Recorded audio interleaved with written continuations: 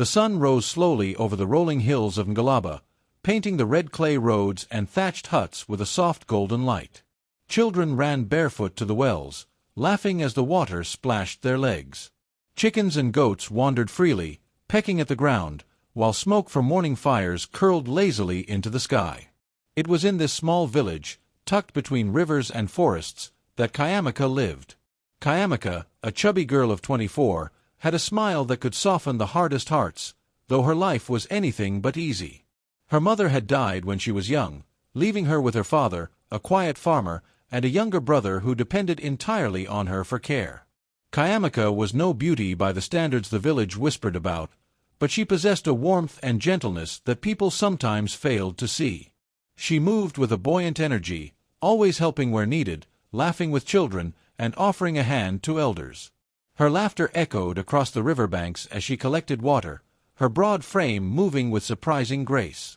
The villagers often teased her about her weight, but Kayamika had learned long ago that true worth could not be measured by appearances. On that particular morning, as she filled her clay pot by the river, the water rippled strangely.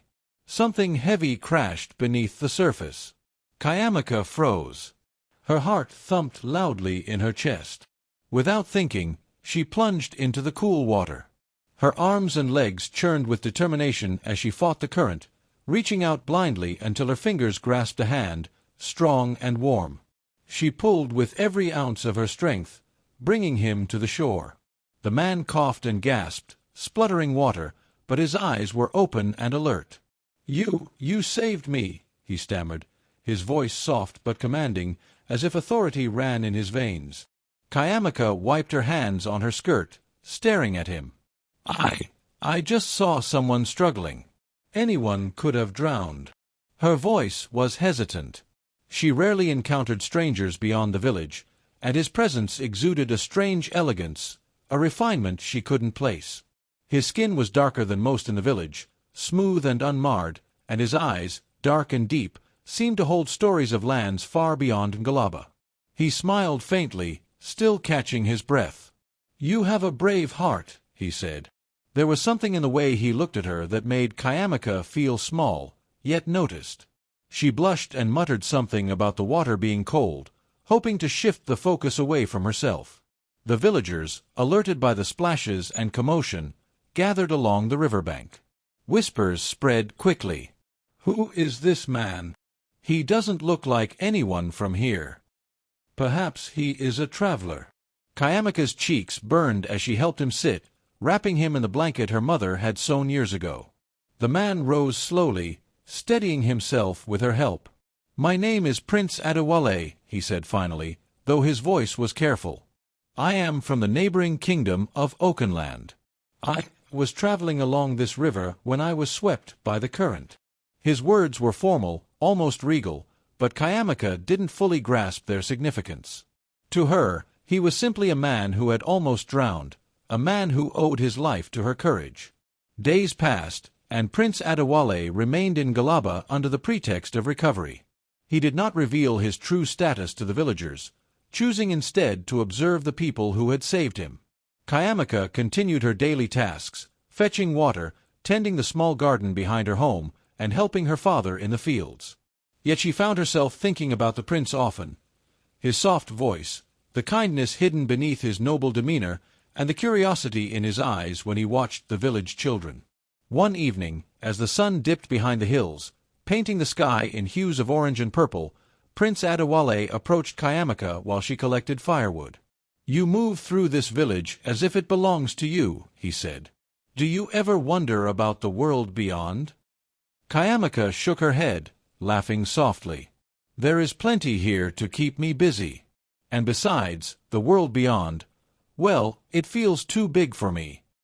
He smiled, though there was a hint of sadness in it. "Perhaps," he said.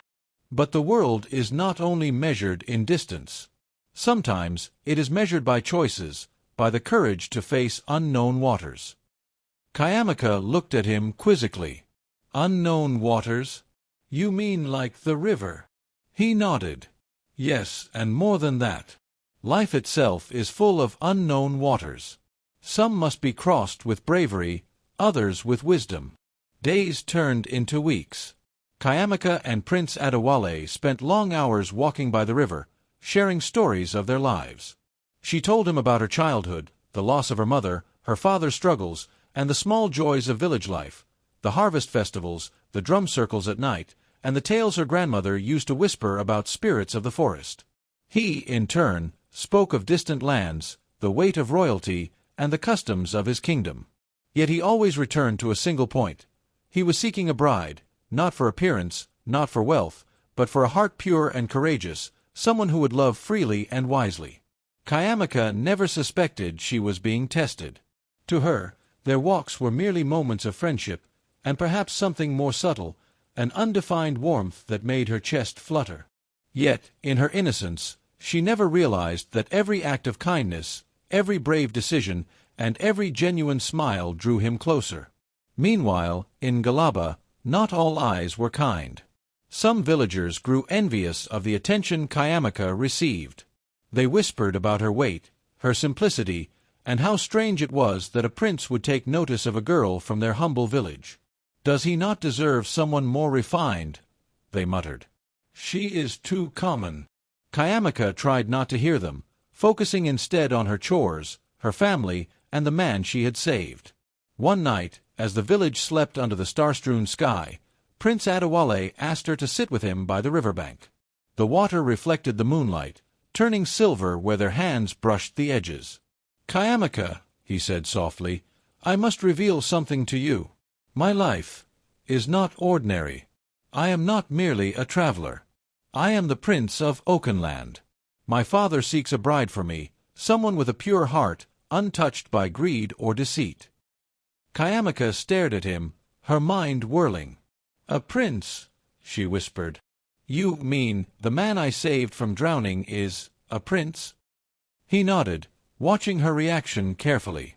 "I needed to see the heart before the title. That is why I came in disguise. And you have shown me a heart unlike any I have seen." Her breath caught. Pride, fear, and disbelief warred within her. "I don't know what to say." "You need not say anything," he replied gently.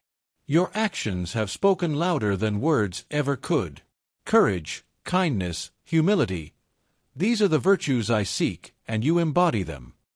Kayamaka looked down at her hands, rough from work, at her broad frame, and the simplicity of her dress. She felt unworthy, yet his eyes told her otherwise. For the first time, she considered the possibility that love and respect could exist beyond appearances and status. As the moon climbed higher, the village seemed to hold its breath. The river whispered secrets only they could hear, the night animals paused, and the stars seemed to shimmer in quiet approval. The prince had found his bride, not through pomp or ceremony, but through an act of selfless courage. And the girl, once unnoticed and underestimated, felt the stirrings of a destiny far beyond the muddy paths and thatched roofs of her village. The story of the chubby village girl who saved a prince had begun, not with fanfare, not with riches, but with the raw, unfiltered beauty of courage, kindness, and a pure heart. Days passed in Galaba, but life never returned to the quiet rhythm it once had. The presence of Prince Adewale brought whispers, curiosity, and, in some hearts, envy. The villagers watched Kayamaka with a mixture of admiration and suspicion. They did not understand why a prince would spend his days walking beside a chubby village girl, laughing at her jokes, and listening intently to her stories. "Does he not see how ordinary she is?" muttered some women as they prepared the evening fire. "He could marry a lady from a fine city household, someone polished and graceful." Their words stung, but Kayamaka ignored them. She had learned early that envy was a reflection of others' insecurities, not a measure of one's worth. Despite the whispers, Kayamaka's life grew more complex. She found herself unexpectedly at the center of attention, not just from the villagers but from Prince Adewale himself. He asked her questions about her daily life, the challenges her family faced, and her dreams. He watched her with a quiet intensity, as if recording every gesture, every smile, every act of kindness. One afternoon, while gathering firewood near the forest edge, Kayamaka encountered a stranger. She froze, recognizing him as a merchant from Oakenland, sent by the palace to observe her. He bowed politely, eyes wary. "Kayamika," he said, "the prince speaks highly of you. My task is simple, to understand your character, your temperament, your virtues." Kayamika's eyebrows knitted in confusion. "You mean, he is testing me?" The merchant smiled faintly. "Not in a cruel way. But you must understand, his father expects a bride who embodies both strength and humility. You have impressed the prince, but his family may challenge your worth." Kayamika's heart sank. She had thought the prince's affection and attention were enough. The thought of judgment from distant, unfamiliar nobles filled her with unease. "I am just a village girl," she said quietly. "What could they possibly see in me?" "They will see what they wish," the merchant said. "But remember, courage and honesty are often stronger than titles and wealth." Later that evening, Kayamika confided in her father, Oba Sadia, who had grown silent since the prince's arrival. His hands trembled as he prepared the evening meal, the weight of responsibility pressing on him. "My daughter," he said softly, "you have always acted with integrity. Do not let their scrutiny dim your spirit. The heart's worth is not in appearance, nor in wealth, nor in what people say. It is in action. That is what the prince has seen in you." Kayamika nodded, swallowing the lump in her throat. She had never felt more unsure and yet more determined. Meanwhile, Prince Adewale faced his own challenges. Word had reached the neighboring palace that a girl from a simple village had captured his attention. Some courtiers scoffed. "A peasant girl for the future queen," they whispered in the marble corridors. "The prince is blind. Only wealth, lineage, and refinement can sustain the crown." Adewale, however, was unmoved. The prince had learned long ago that hearts weighed more than titles, and he had seen Kayamika's courage when she saved him from the river. He admired her laughter, her honesty, and the purity of her intentions. Yet he knew that the path ahead would not be easy. He had to balance love, duty, and the judgment of his people. As days turned into weeks, Kayamika and Adewale grew closer. They shared meals, walked along riverbanks, and spoke into the late hours about dreams and fears. One night, under a canopy of stars, Adewale reached for her hand. "Kayamika," he said softly, "there is a world beyond Ngalaba that is beautiful but complicated. I wish to share it with you, if you will come." Kayamika's fingers trembled in his. "And if I am not strong enough?" she asked. "You are stronger than you know," he replied. "Strength is not in the body alone, but in the heart and mind. That is why I saved you from the river.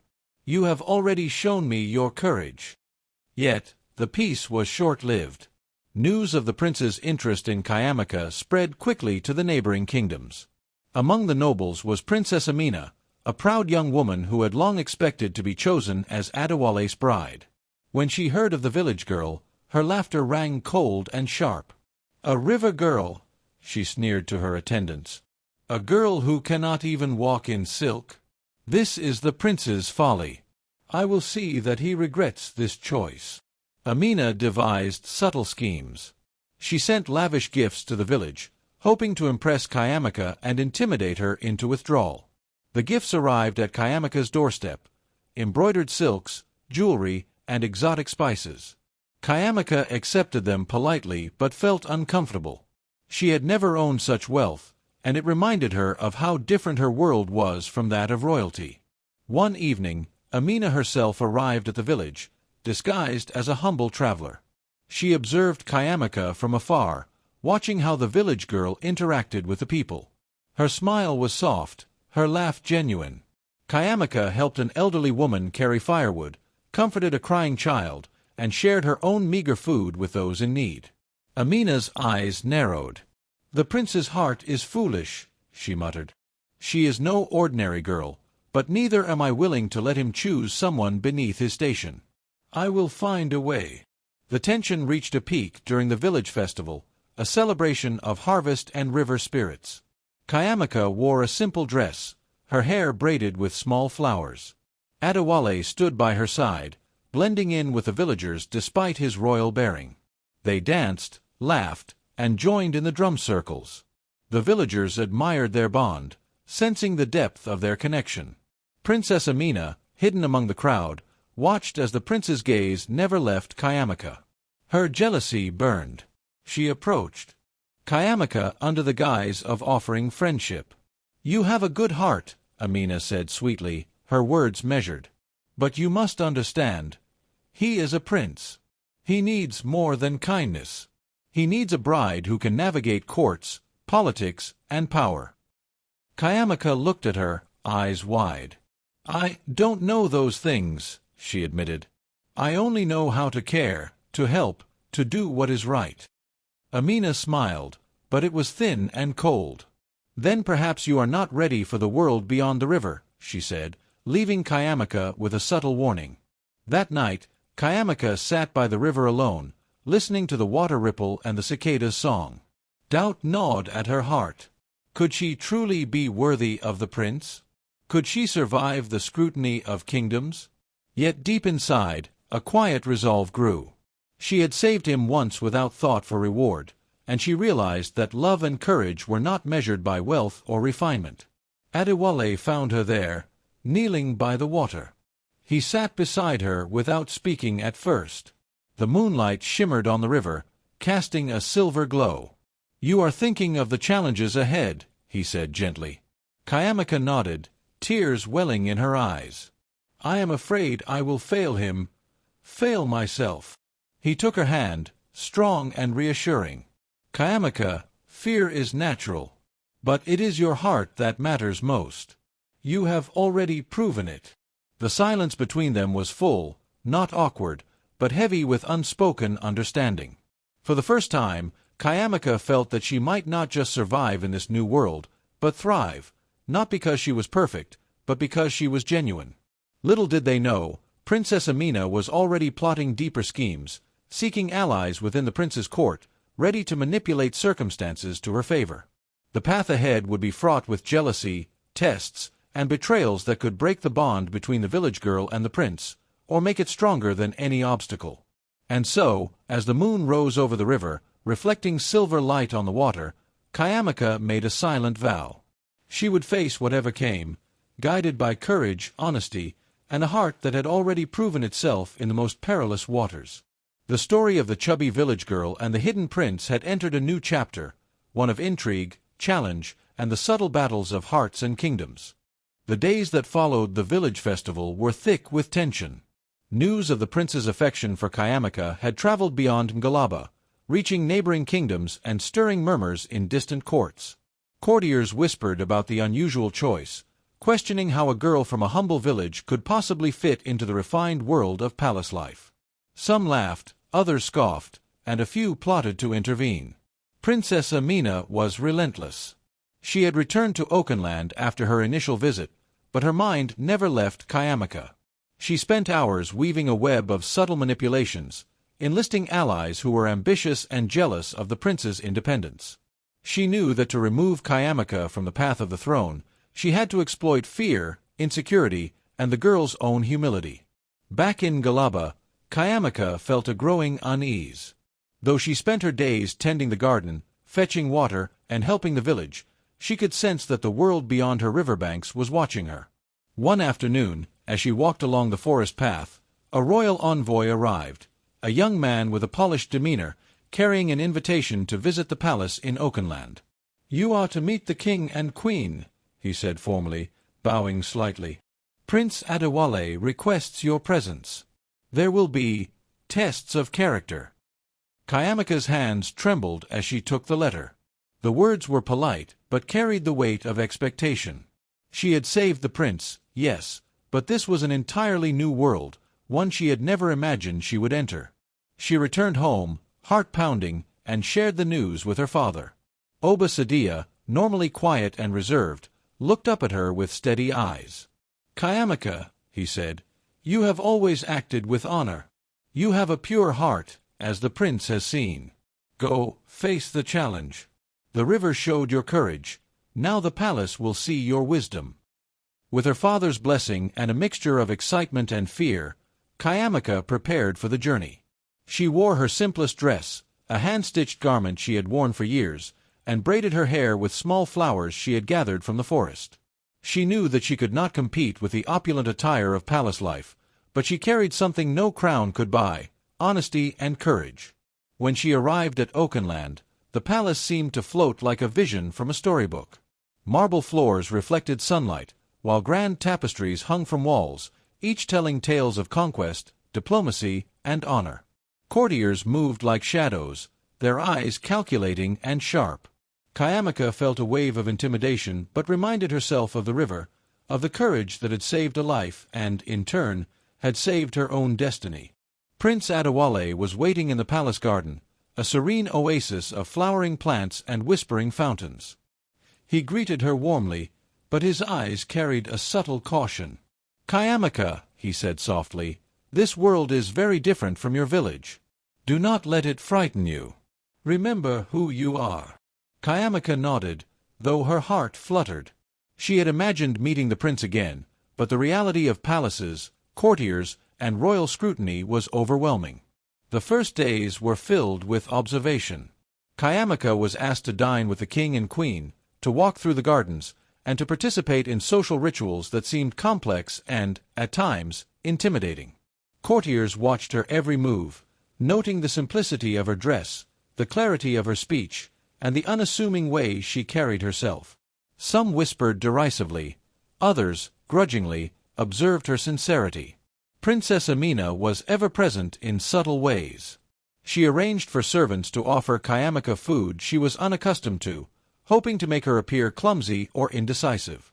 She asked pointed questions about village customs, attempting to make Kayamika stumble. Yet Kayamika faced each test with calm honesty. She answered questions simply, never pretended to know what she did not, and observed the customs with humility and respect. One afternoon, Amina set her most cunning trap. She invited Kayamika to a formal dance, insisting that it was a custom of the kingdom, and surrounded her with noblewomen in silks and jewels. Kayamika, wearing her simple dress, felt self-conscious. The noblewomen whispered and glanced at her, some smirking. Amina herself circled gracefully, each movement calculated to intimidate. Kayamika's cheeks flushed with embarrassment. She wanted to run back to her village, to the river that had always been her refuge. But then she remembered Prince Adewale, the trust he had placed in her, and the courage she had shown when she saved his life. She took a deep breath, straightened her shoulders, and stepped into the dance circle. At first, the noblewomen ignored her, dancing elegantly while casting sidelong glances. But soon, Kayamika's authenticity began to shine. She moved with a natural rhythm, guided not by formal steps but by the music of the drums, the cadence of her own heart. There was a freedom in her movement that could not be learned, only felt. Prince Adewale watched, a quiet pride growing in his eyes. Even the king and queen paused, noting the ease and sincerity of her grace. Amina's smile faltered. She had expected embarrassment, awkwardness, or failure, but none came. Instead, Kayamika's authenticity drew attention. People began to whisper admiringly. Some of the courtiers, initially skeptical, nodded in recognition of her courage and spirit. That night, after the dance, Prince Adewale took Kayamika to the palace gardens, where the fountains glimmered under moonlight. "You have passed the first test," he said softly. "Not because of skill, not because of elegance, but because of who you are. Your heart has spoken louder than any lesson in courtly manners." Kayamika's eyes filled with tears. "I am still afraid," she admitted. "The palace, this world, it is so different from my village. I do not know if I can belong here." "You belong here because you are yourself," Adewale replied. "Do not forget that. The river showed me your courage, and tonight the court has seen your heart." Yet the challenges were not over. Princess Amina, stung by Kayamika's natural success, escalated her schemes. She spread rumors that the village girl had only succeeded because of bribery or flattery, sowing seeds of doubt among the courtiers. She insinuated that Kayamika could never understand royal duties, that her humility might mask weakness, and that her simple upbringing made her unfit for the role of future queen. Kayamika overheard these whispers one evening while walking the palace corridors.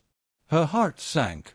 For a moment, she questioned whether she could truly endure the pressures of royal life, whether her courage could withstand the subtleties of envy, deceit, and ambition. But then she remembered the river, the moment she had plunged into the water to save a life without thought for reward. She remembered the warmth of her father's eyes, the children who had laughed at her simple joys, and the prince who had seen her heart. "I will not falter," she whispered to herself.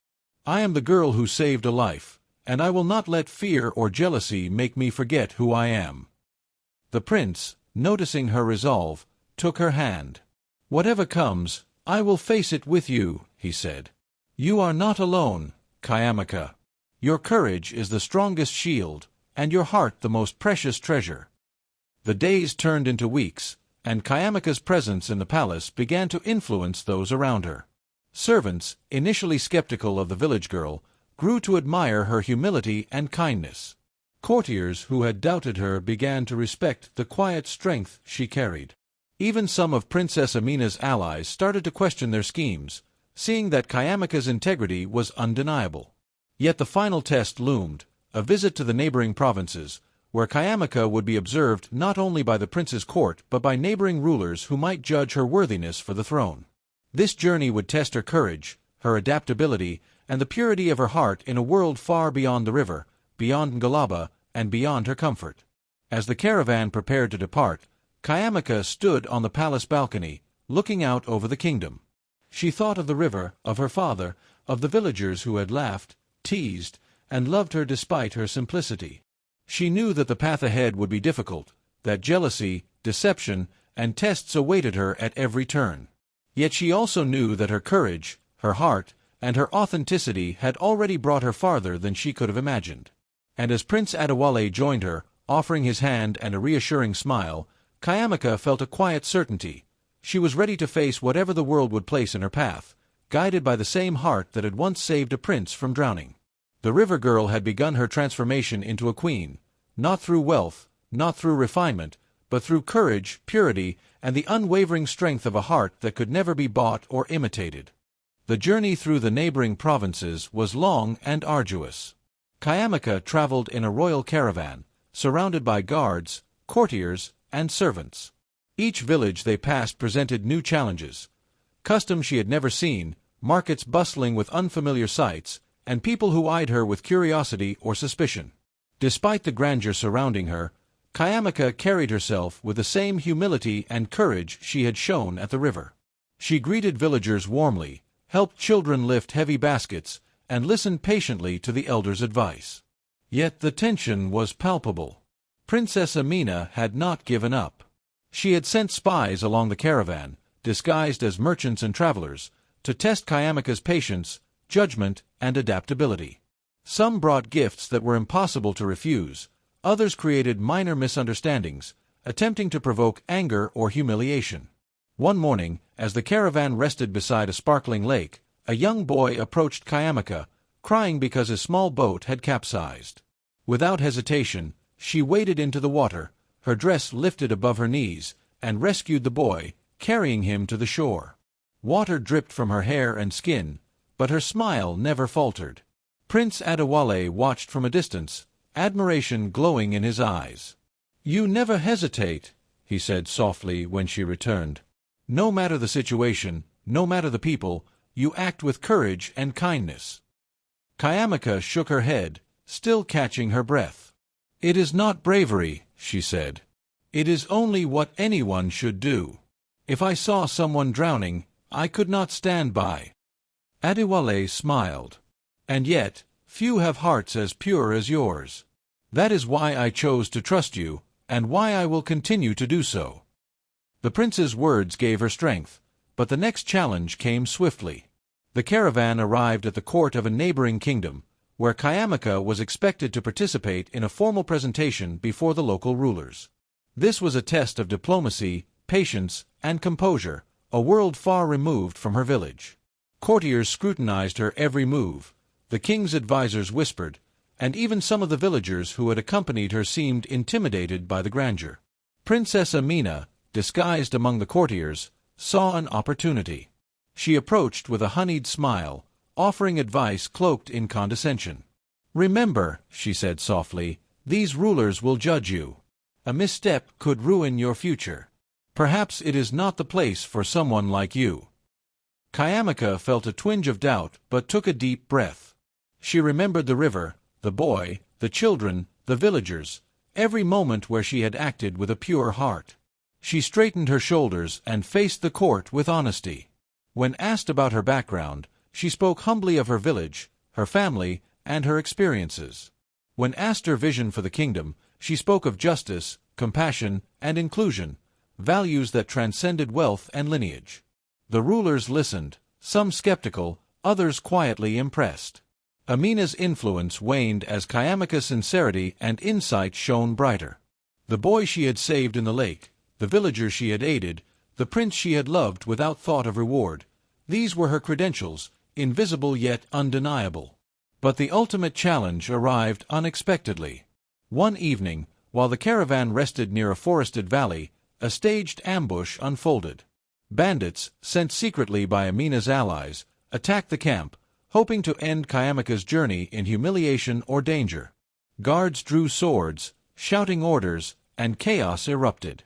Kayamika froze for a heartbeat, then instinctively began guiding the children and the vulnerable to safety, using her knowledge of rivers, paths, and hiding places.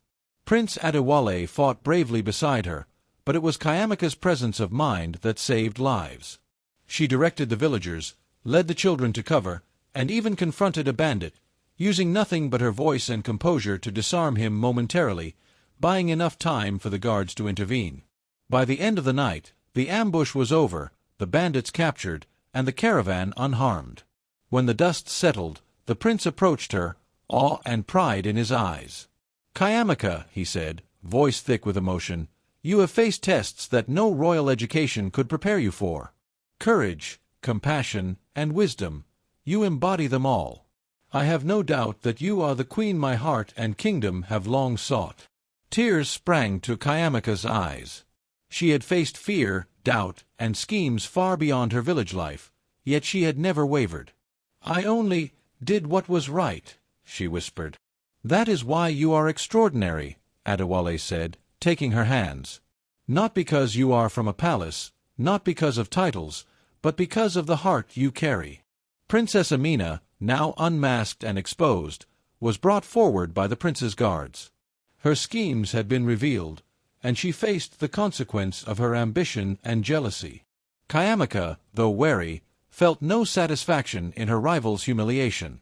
She understood that true power lay in mercy and integrity, not revenge. As the caravan returned to Oakenland, Kayamika's reputation had grown beyond imagination. Villagers, courtiers, and neighboring rulers spoke of the river girl with a pure heart, the girl who had saved a prince, navigated courts with wisdom, and faced danger without fear. Her humility, courage, and kindness became legendary, inspiring songs, stories, and celebrations throughout the kingdom. In the weeks that followed, the prince formally proposed to Kayamika in the palace gardens where they had first spent quiet evenings together. He knelt, presenting a simple but exquisite ring, symbolic not of wealth but of trust, devotion, and a shared destiny. "Kayamika," he said, "from the river to the palace, from the heart to the throne, will you be my queen?" Kayamika, eyes glistening, nodded. "Yes, Adewale. I will. Not for the crown, but because of the heart we share and the courage we have shown together." Their wedding was a celebration of love, courage, and unity. The ceremony blended traditions of both Ngalaba and Oakenland. River blessings, ancestral songs, royal dances, and the joyful laughter of villagers who had once watched Kayamika move quietly through the clay roads. She wore a gown woven with simple elegance, adorned with flowers from her village, while Adewale stood beside her, regal yet humble, a prince who had found his queen not in wealth or beauty, but in a heart pure and brave. After the celebrations, Kayamika and Adewale dedicated themselves to ruling with justice and compassion. They built schools, improved access to water, and honored the customs of both village and kingdom. Kayamika's influence grew not through decree, but through example, her kindness, courage, and integrity inspiring both the young and old. Years later, as she walked along the riverbanks of